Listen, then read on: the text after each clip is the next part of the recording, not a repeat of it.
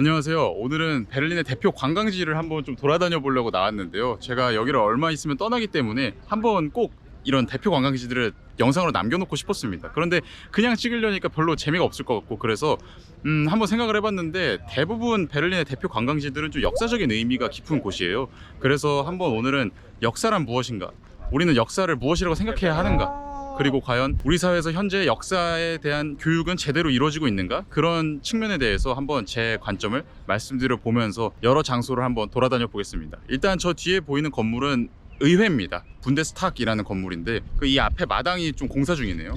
여기 시내의 대부분 주요 관광지들은 걸어서 돌아다닐 수 있을 만한 거리에 있습니다. 그래서 오늘 저도 거의 웬만하면 걸어서 한번 돌아다녀 보도록 하겠습니다.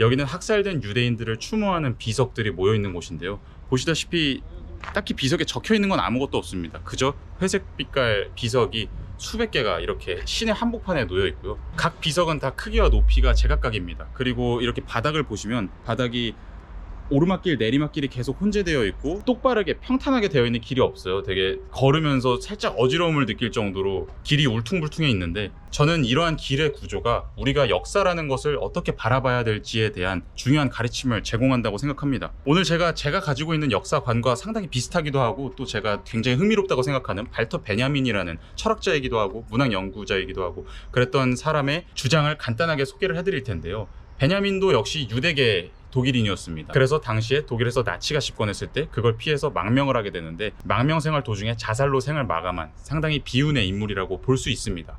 그런데 제가 도고 동문학과 부전공을 했었는데 그때 베냐민의 글을 참 좋아한다라고 말씀을 하시는 교수님들이 여러 분 계셨어요. 교수님들이 좋아한다는 건 글이 어렵다는 것 같아요. 일반적으로 베냐민은 되게 글을 난해하게 쓰는 사람 중에 한 명인데, 독일어를 반드시 알아야만 해석을 할 수 있는 그런 내용들도 되게 많고, 근데 독일어를 알면 그만큼 그것을 해석해냈을 때 즐거움이 큰 그런 글을 쓴 사람 중에 한 명인데, 베냐민은 역사 개념에 관하여 라는 짧은 글을 하나 쓴 적이 있습니다. 그 글에서 베냐민은 역사주의라는 관점을 굉장히 강하게 비판을 하는데요. 베냐민이 비판하는 역사주의는 아주 단순히 말하자면 역사에는 어떤 객관적인 흐름이라는 것이 존재하고, 우리가 객관적인 방법을 잘 활용하면, 객관적인 연구를 하면 그 객관적인 역사의 흐름을 발견할 수 있다고 믿는 사고방식이라고 볼 수 있습니다.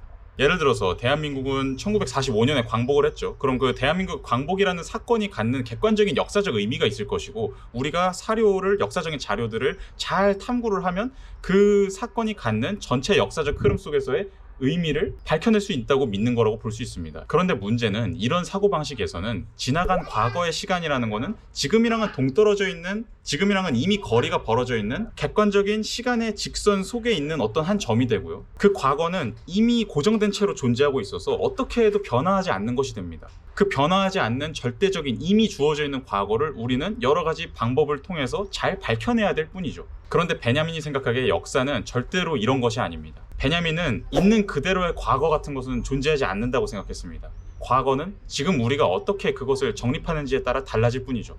마치 지금 이 꾸불꾸불하고 울퉁불퉁하게 펼쳐져 있는 길처럼 역사적 시간이라는 건 시작점도 없고 끝도 없고 출구도 없고 입구도 없고, 그 안에 그 어떤 객관적이고 고정적인 패턴도 존재하지 않는 그때그때 변형 가능한 것이라고 베냐민은 생각을 한 거죠.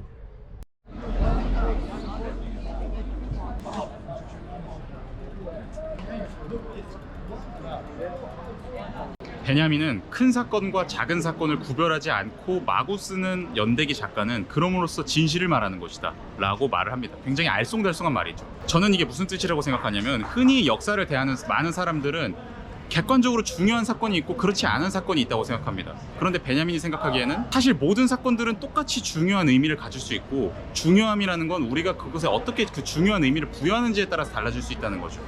때로는 우리가 지금 현재는 아주 사소한 사건이었다라고 치부하는 아주 작은 사건에도 나중에 한 20년, 30년 후가 지나면 어떤 정치적인 변화를 거치면서 아주 중대한 의미가 부여될 수 있게 될 수도 있는 거죠. 그런 의미에서 저는 저렇게 군인의 사진을 붙여놓은 게 굉장히 중요한 의미를 갖는다고 생각합니다. 이쪽 편에도 군인 얼굴이 하나 있고 저 반대편에도 군인 얼굴이 하나 있는데요, 각 진영에 군인 한 명씩의 사진을 붙여놓은 건데,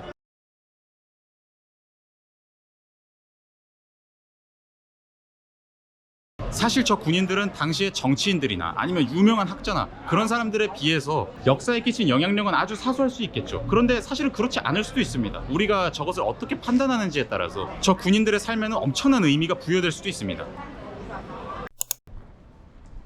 저는 만약에 여기 오신다면 저쪽에 그 체크포인트 찰리 주변에 커리버스 집이 엄청 많으니까 그런 데서 간단하게 때우시는 것도 추천하고, 어차피 독일 음식 뭐 제대로 된 식당 가도 맛있는 거 별로 없거든요. 그냥 빵 먹고 괜찮네, 그러니까 이 정도가 최대예요. 먹고 너무 맛있다, 이거는 그냥 진짜 없으니까 그냥 적당히 때우시는 거 추천드립니다. 저는 오늘은 여기 사람들이 희한하게 감자튀김을 되게 좋아하더라고요. 감자튀김 집이 좀 젊은 층이 많이 가는 집이 하나 있는데, 그래서 그 주변에 바로 있어서 여기에 왔습니다.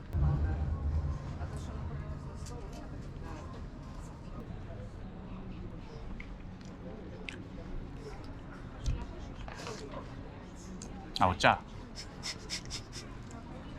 근데 제가 먹어본 메뉴 중에 이게 제일 맛있는 것 같아요. 무슨 퀘벡식 어쩌고저쩌고인데 이름은 모르겠고 이 소스가 되게 맛있네요. 이 소스로 좀 싼 걸로 드시는 거 추천합니다.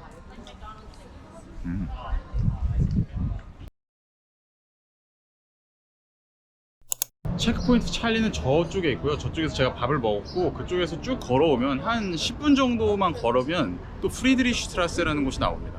이 주변 자체가 옛날에 프로이센 왕국의 수도였던 곳에 완전히 중심지어서 볼 것들이 되게 많아요. 유서 깊은 건물들도 많고요.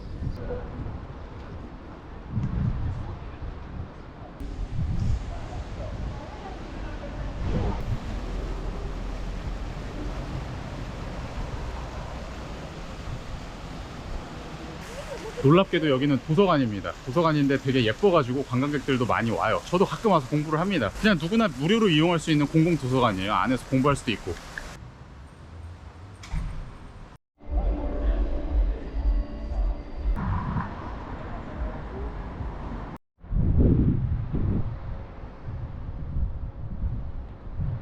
이 근방에 있는 많은 거대한 건물들이 베를린 대학교 건물인데요. 이 건물도 마찬가지고요. 애초에 베냐민도 베를린 출신이었기 때문에 이 대학교에서 공부를 했던 적이 있습니다.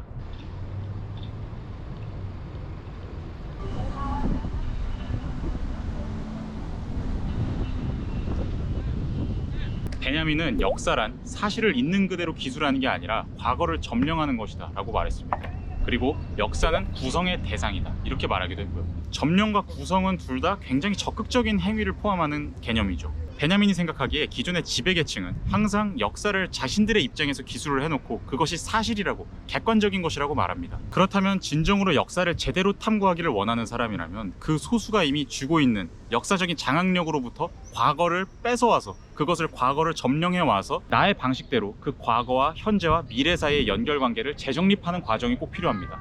이런 적극적인 점령의 행위를 가리켜서 베냐민은 티거 슈프룽이라는 단어를 사용하기도 합니다. 티거는 타이거고요. 그리고 슈프룽은 슈프링과 같은 어원을 가진 단어입니다.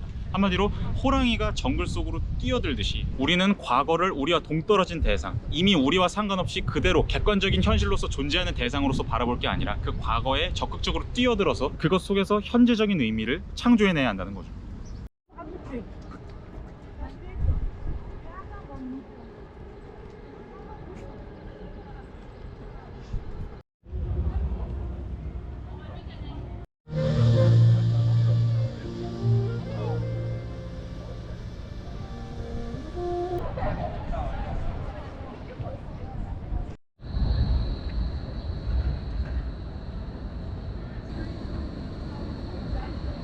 Alexanderplatz. Übergang zu den U-Bahn-Linien 2.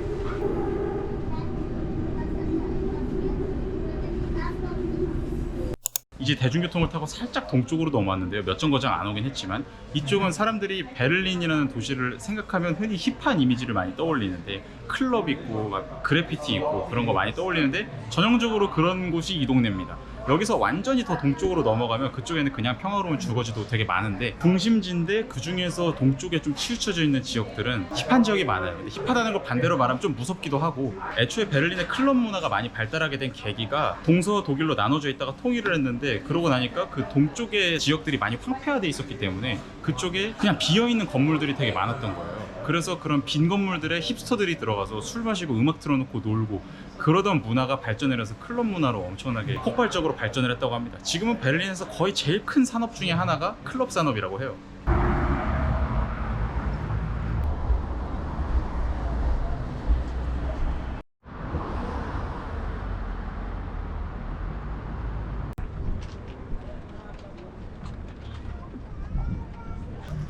저는 우리 사회가 한국도 그렇고 다른 많은 나라들도 마찬가지고 너무 역사를 있는 그대로의 사실로서 가르치려고 하는 게 아닌가 싶어요. 여전히 1592년에 임진왜란이 일어났다, 뭐 1948년에 대한민국 정부가 수립됐다, 이런 객관적인 사실들을 배우는데 그 사실들의 호랑이처럼 뛰어들도록 장려되는 것 같지는 않아요. 베냐민은 달력은 시계처럼 시간을 세지 않는다 라고 말합니다. 여기서 달력은 역사적인 시간을 나타내는 지표를 뜻하는데요, 시계의 시간은 그냥 나라는 사람이랑은 상관없이 그대로 똑같이 쭉 흘러가죠. 그런데 반면에 달력에서의 시간은 내가 혹은 어떤 한 사회가 어떤 한 날을 콕 집어넣고 거기에 특별한 의미 부여를 하면 그 날만큼은 특별한 날이 됩니다. 예를 들어서 2050년 5월 5일이라고 한다면 그 날은 어린이날이겠죠. 아마 특별한 일이 일어나지 않는 이상. 그랬을 때 2050년의 5월 5일도 시계의 관점에서 보면 똑같이 그대로 평준화된 시간으로서 흘러가겠지만, 분명히 달력 위의 5월 5일은 지나간 과거에 대한 특별한 해석을 반영하면서 의미 있는 날로서 존재할 겁니다. 베냐민은 이런 달력에서의 시간, 즉 역사에서의 시간은 마치 타임랩스 같은 특성을 갖는다고 주장합니다. 이미 베냐민이 살던 시절에 저속 촬영기가 발명이 됐는데요, 베냐민은 그게 굉장히 흥미로운 일이라고 생각했던 것 같습니다. 왜냐하면 일반 카메라는 찍으면 우리가 인간이 지각하는 시간이랑 똑같은 속도로 시간이 흘러가잖아요. 그런데 기술을 이용해서 인간이 지각하는 것과는 다른 굉장히 시간이 빠르게 지나가게 만들거나 엄청 느리게 지나가게 만들거나 그렇게 하는 게 가능하단 말이죠. 한마디로 인간의 관점에서 벗어나면, 즉 기득권의 관점, 기존 문화의 관점, 그런 걸로부터 벗어나서 기계의 관점에서, 새로운 관점에서 한번 시간이라는 걸 보면 우리가 기존에 인식했던 것과는 또 다른 시간이 보일 수가 있다는 겁니다.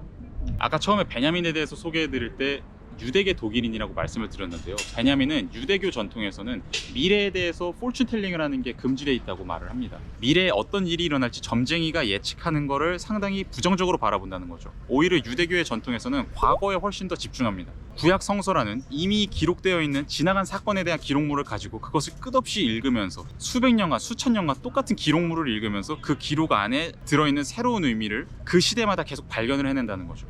베냐민은 그런데 그럼으로써, 즉 진심을 다해서 과거를 탐구함으로써 오히려 미래가 꽉 차 있는 것으로서 전혀 텅 비지 않은 항상 현재적인 의미를 갖는 무언가로 열어 밝혀진다고 말을 합니다. 저는 이런 주장을 우리가 상당히 많이 참고할 필요가 있다고 생각합니다. 우리도 역사를 지금의 나와는 동떨어져 있는 것, 현재와는 상관없이 이미 지나가 버린 것, 이미 지나가 버려서 내가 바꿀 수도 없고 어찌할 수도 없는 것, 이렇게 바라볼 게 아니라, 그리고 그냥 시험 문제를 맞추기 위해서 외워야 할 것, 이런 식으로 바라보는 게 아니라 내가 어떻게 호랑이 같은 이빨과 발톱을 들이대는지에 따라서 바뀔 수도 있는, 현재적인 의미를 획득할 수도 있는 그런 곳으로서 역사를 바라보려는 교육이 이루어져야 되지 않나 싶습니다. 네, 오늘은 이렇게 베를린의 중심지를 한번 돌아다녀 보면서 이렇게 역사와 관련된 베냐민의 이야기, 그리고 제 약간의 생각, 또 베를린 곳곳에 숨겨져 있는 작은 이야기들, 그런 것들을 말씀을 드려봤는데요, 많은 분들에게 그래도 지루하지 않게 재밌게 다가갔었으면 좋겠고, 오늘 영상은 여기서 마무리하면서 다음에 또 재밌는 영상으로 돌아오도록 하겠습니다.